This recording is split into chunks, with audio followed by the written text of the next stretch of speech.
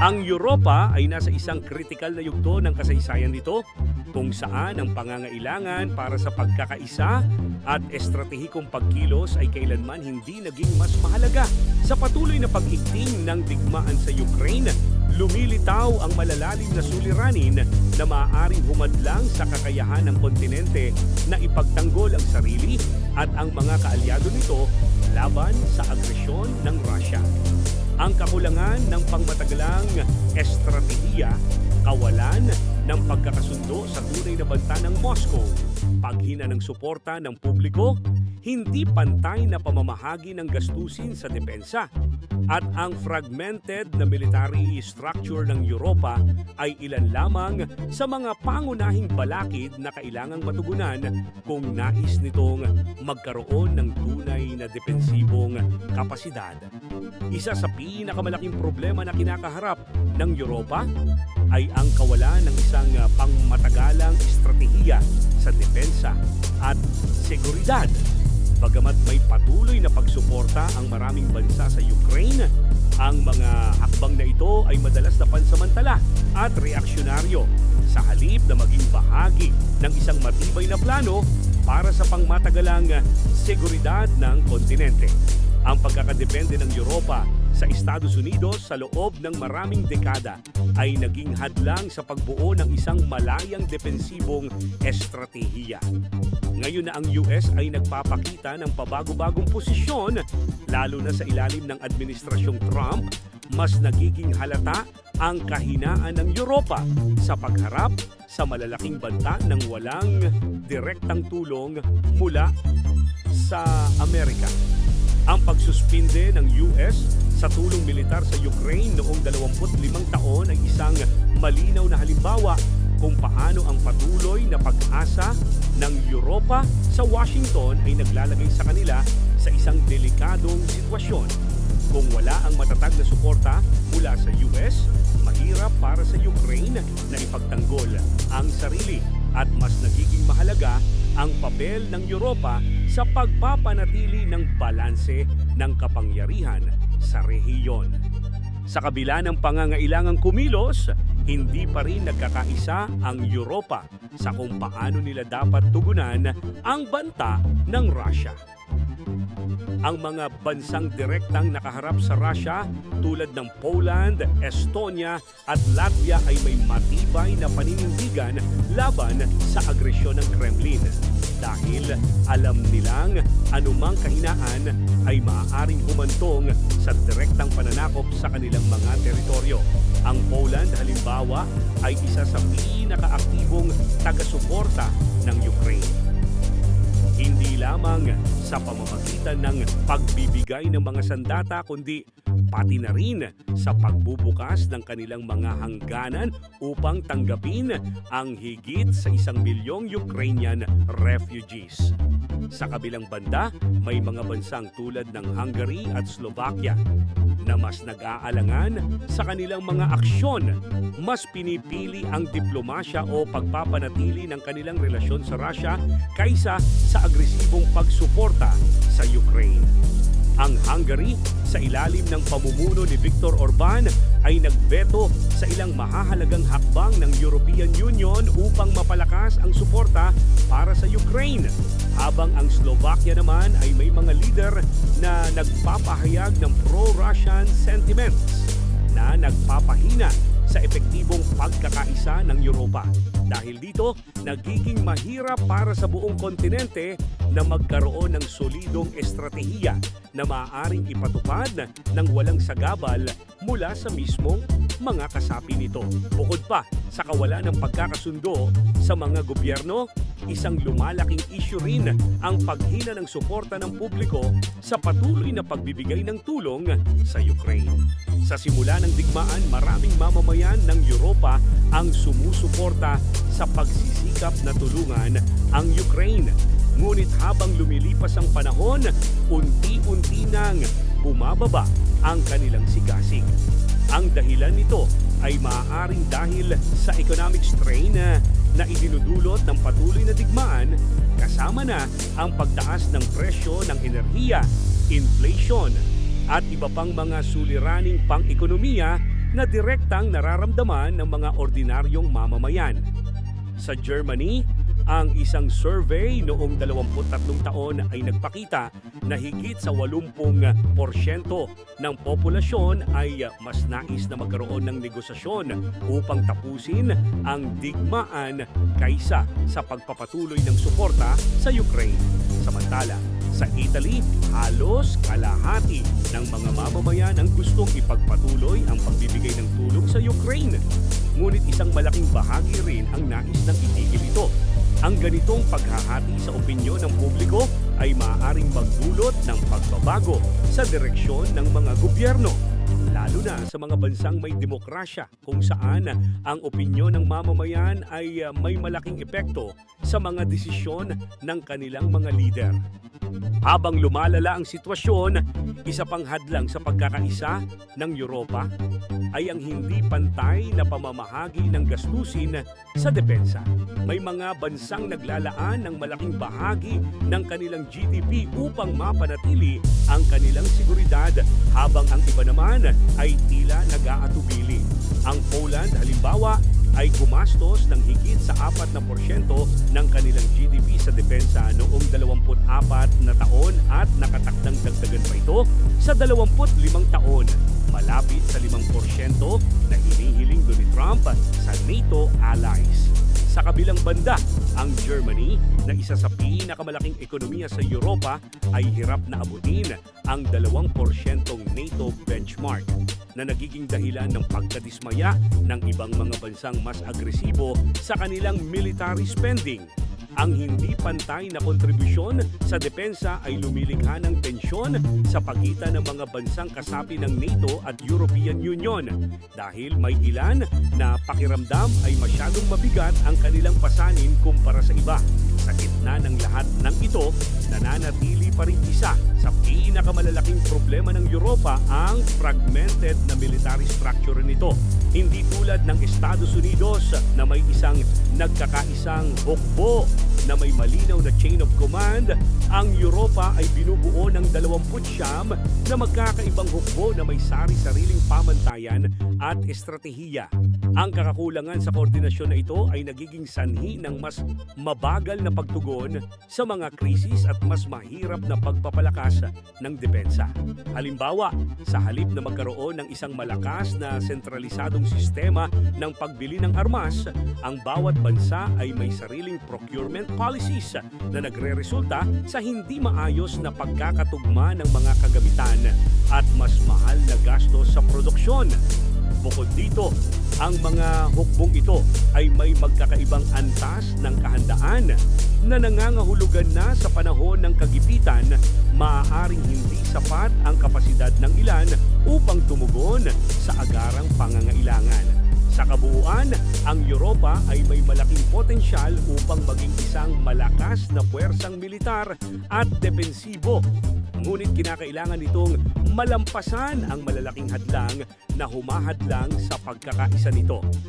Kung hindi nito maitatama ang kakulangan ng pangmatagalang estratehiya, malampasan ang kawalan ng pagkakasundo sa banta ng Russia, muling mapatibay ang suporta ng publiko, ayusin ang hindi pantay na gastusin sa depensa at lutasin ang fragmented military structure nito, maaaring magpatuloy ang kahinaan ng kontinente sa harap ng isang lalong lumalakas na Russia.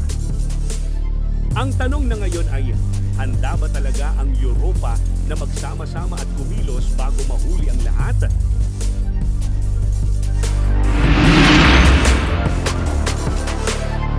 Ang patuloy na paglagablab ng digmaan sa pagitan ng Ukraine at Russia ay nagbigay daan sa isang walang kaparis na muling pagbubuo at pagpapalakas ng puwersang militar ng Moscow. Sa kabila ng malawakang pagkondena mula sa pandaigdigang komunidad at sunod-sunod na mga parusang pang-ekonomiya mula sa Europa at Estados Unidos, nananatiling matatag ang determinasyon ni Vladimir Putin na ipagpatuloy ang kanyang agresibong kampanya laban sa Ukraine. Ang kanyang estratehiya ay hindi lamang umiikot sa pagpapalakas ng mismong sandatahang lakas ng Russia, kundi pati na rin sa pagpapakilos ng kanyang mga kaalyadong estado, pagtaas ng produksyon ng kagamitang pandigma, at pagpapairal ng isang ekonomiyang nakatuon sa digmaan. Ang lahat ng ito ay nagpapakita na ang Kremlin ay walang balak umatras at bagkus ay lalo pang pinatitindi ang laban sa kabila ng matinding pinsalang natamo ng magkabilang panig. Isa sa pinakaunang hakbang na isinagawa ng Russia upang mapanatili ang kanilang opensiba ay ang mas malawakang mobilisasyon ng kanilang hukbong sandatahan. Sa kasalukuyan, sinisikap ng Moscow na palakihin ang kanilang puwersang militar mula sa 1,300,000 patungo sa 1,500,000 sundalo. Ang hakbanging ito ay malinaw na isang sagot sa patuloy na pagnipis ng kanilang mga tauhan dahil sa matinding labanan sa loob ng Ukraine. Libo-libong mga sundalong Ruso na ipinadala sa harapan ng digmaan ay nasawi, sugatan o nawala ng kakayahang bumalik sa paglilingkod dahil sa matinding trauma na dulot ng digmaan. Gayunpaman, sa halip na unti-unting umatras at pag-isipang muling suriin ang kanilang estratehiya, pinili ng Russia na doblehin ang kanilang pagre-recruit ng mga bagong sundalo, anuman ang halaga o epekto nito sa kanilang populasyon. Ang hakbang na ito ay hindi lamang nangangahulugan ng mas maraming tauhan sa digmaan kundi pati na rin ng mas malawakang kampanya upang mapanatili ang imaheng hindi natitinag ng Russia sa harap ng pandaigdigang presyon. Subalit, hindi lamang sa sariling hukbo umaasa ang Russia sa kanilang patuloy na opensiba. Sa kabila ng pagiging halos isolated sa pandaigdigang ekonomiya, patuloy pa rin nakatatanggap ng suporta ang Moscow mula sa ilan sa kanilang pinakamalalapit na kaalyado, ang North Korea at Iran. Ang North Korea, sa ilalim ng diktadoryang rehimen ni Kim Jong-un, ay nagbigay ng tulong sa anyo ng mga sundalo na idineploy upang palakasin ang depensa ng Russia sa ilang mga rehiyon, partikular sa Kursk. Ang pagkakaroon ng mga North Korean troops sa battlefield ay isang malinaw na indikasyon na ang Kremlin ay desperadong nagpapalakas ng kanilang manpower, anuman ang pinagmulan nito. Bukod pa rito, patuloy ding sinusuportahan ng Iran ang kampanya ng Russia sa pamamagitan ng pagbibigay ng drone at missile na ginagamit sa pag-atake sa Ukraine. Ang mga Shahed drones ng Iran na kilala sa kanilang epektibong paggamit sa asymmetric warfare ay naging isang malaking abala para sa depensa ng Ukraine, lalo na sa mga atake sa infrastruktura at supply ng militar. Ang tuloy-tuloy na daloy ng armas at tauhan mula sa mga bansang ito ay nagbibigay ng panibagong buhay sa kampanya ng Russia, sa kabila ng malawakang pagkalugi nito sa larangan ng digmaan. Hindi rin natitinag ang Moscow pagdating sa produksyon ng kagamitang pandigma. Bagamat libo-libong tangke, armored vehicles at artillery pieces ang napinsala o tuluyang nawasak sa loob ng 3 taon ng matinding labanan, patuloy pa rin ang pagpoproduce ng Russia ng mga bagong kagamitan dahil sa malalaking stockpiles na naiwan mula pa noong Soviet era. Nagawa nilang muling buhayin ang kanilang military production at mapanatili ang supply ng kanilang arsenal. Noong 24 na taon, tinatayang 1,400 tangke ang nawasak sa digmaan. Ngunit nakakagulat na napalitan ito ng 1,550 bagong tangke. Karamihan ay refurbished mula sa mga lumang inventaryo. Bukod pa rito, higit 5,700 armored vehicles at 450 bagong artillery pieces ang naidagdag sa kanilang arsenal. Ang mga drone strikes ay lalo ring naging paborito ng Russia, kung saan ipinadala nila ang halos 1,800 na Lancet loitering munitions. Isang dramatikong pagtaas ng 400 at 35% mula nang magsimula ang digmaan. Ang tuloy-tuloy na produksyon ng Russia ay nagpapakita na hindi sila nauubusan ng armas. isang aspeto na maaaring magbigay sa kanila ng edge laban sa Ukraine na kasalukuyang nahihirapan sa supply chain dahil sa kawalan ng tiyak na suporta mula sa Estados Unidos. Gayunpaman, hindi maitatanggi ang matinding pinsala na natamo ng magkabilang panig sa digmaang ito. Tinatayang 46,000 sundalo na ang napatay sa panig ng Ukraine, habang halos 900,000 sundalo naman ang kabuuang casualty sa panig ng Russia. Ang bilang na ito ay halos imposible nang maisip sa modernong digmaan. Ngunit nagpapakita ito kung gaano kasidhi at kaseryoso ang labanan sa pagitan ng dalawang bansa. Ang Russia, sa kabila ng kanilang pagpoproduce ng mas maraming sundalo at armas, ay hindi immune sa epekto ng labis-labis na casualty rate.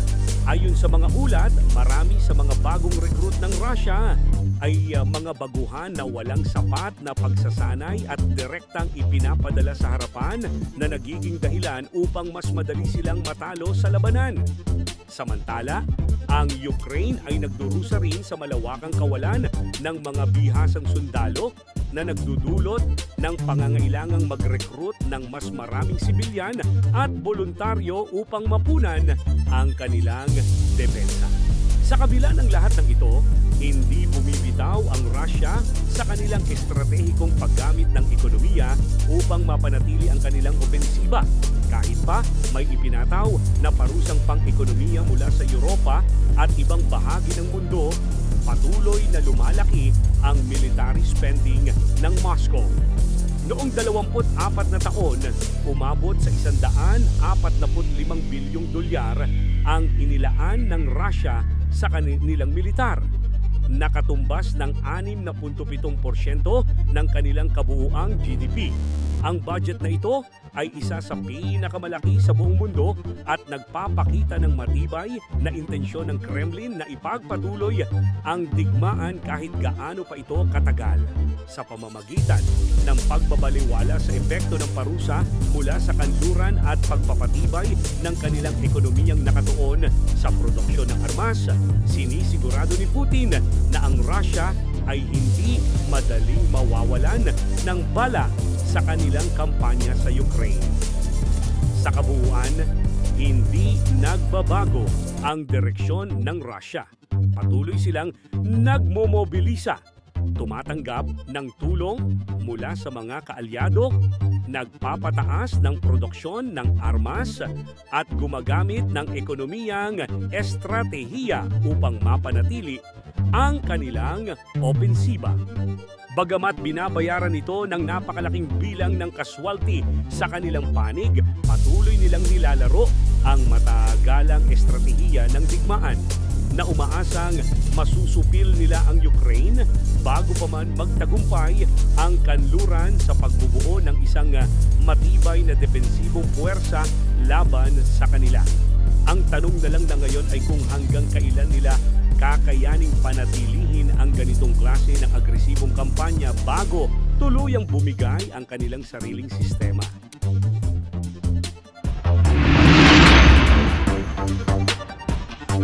Ang digmaan sa Ukraine ay naglatag ng isang matinding hamon hindi lamang sa mismong bansa, kundi pati na rin sa buong Europa. Ang pagpapasya ng Estados Unidos na biglang putulin ang suportang militar nito sa Ukraine ay nagdulot ng matinding epekto sa depensa ng Kyiv, lalo na sa usapin ng armas, intelligence sharing at logistical support. Ngayon, higit kailanman kailangang akuin ng Europa ang papel na iniwan ng Amerika at bumuo ng isang mas matibay, mas organisado at mas estratehikong plano upang matiyak na ang Ukraine ay hindi tuluyang madudurog ng pananalakay ng Russia. Gayunpaman, hindi ito simpleng hamon, lalo pa't nangangailangan ito ng napakalaking pondo, mas mahigpit na koordinasyon sa militar at isang matibay na lideratong magsisilbing tagapagtaguyod ng isang bagong European defense strategy.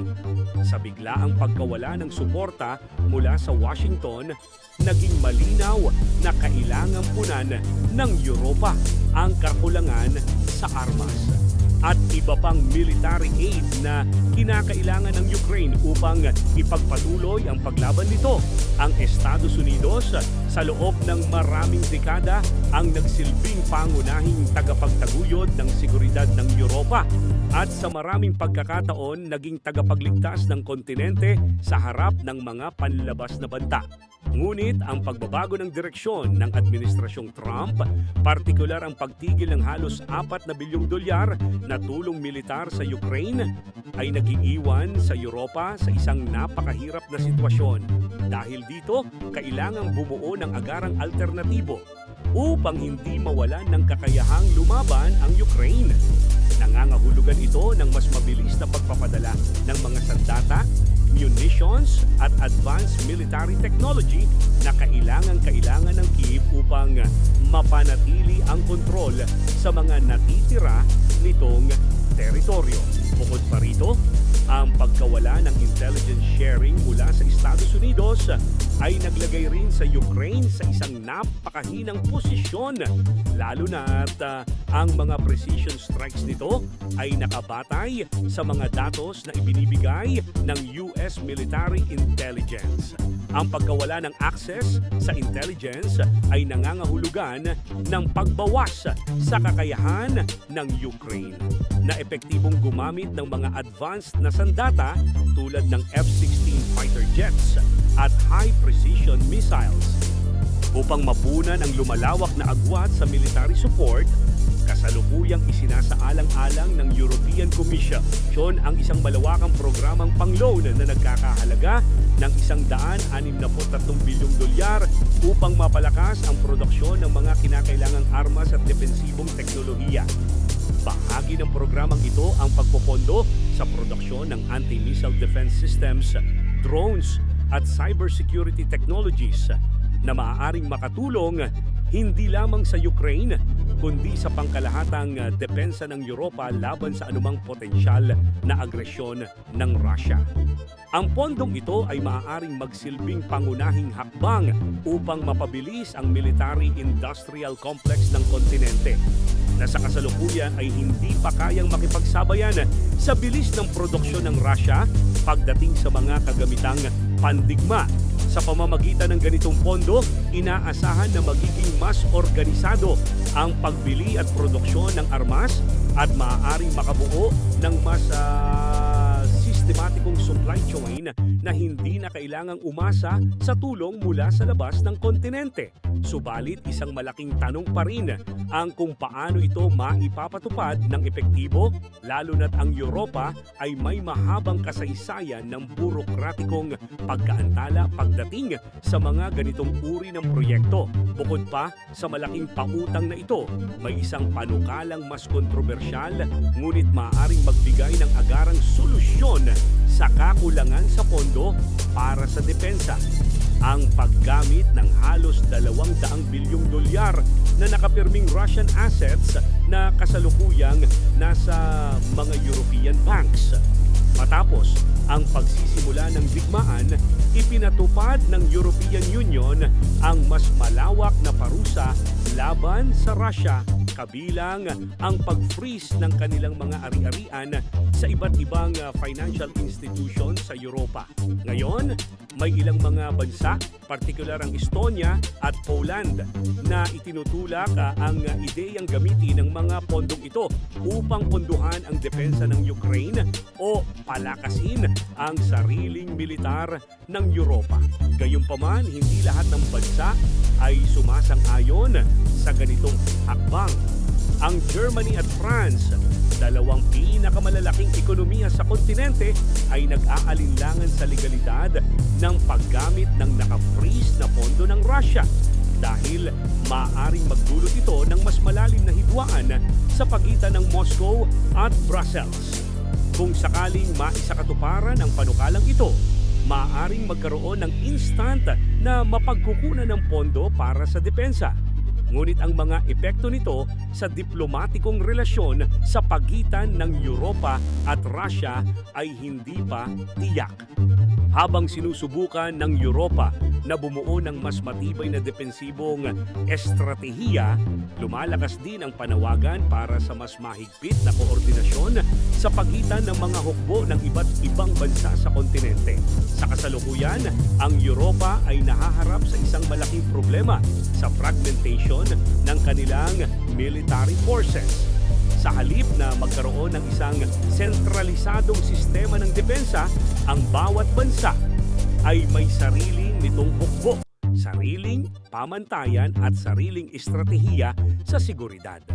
Ang kakulangan ng koordinasyon na ito ay maaaring maging hadlang sa mabilisong pagtugon sa mga banta mula sa Russia. Dahil dito, isinusulong na ngayon ang isang mas malalim na kooperasyon sa militar, kung saan ang mga hukbo ng iba't ibang bansang Europeo ay mas magiging interoperable. Nangangahulugan ito ng mas madaling deployment ng mga sundalo, mas mabilis na intelligence sharing at mas epektibong paggamit ng pinagsama-samang military resources. Ang ganitong uri ng pagsasama-sama ng mga puwersang militar ay maaaring maging sagot sa kakulangan ng depensibong kapasidad ng kontinente.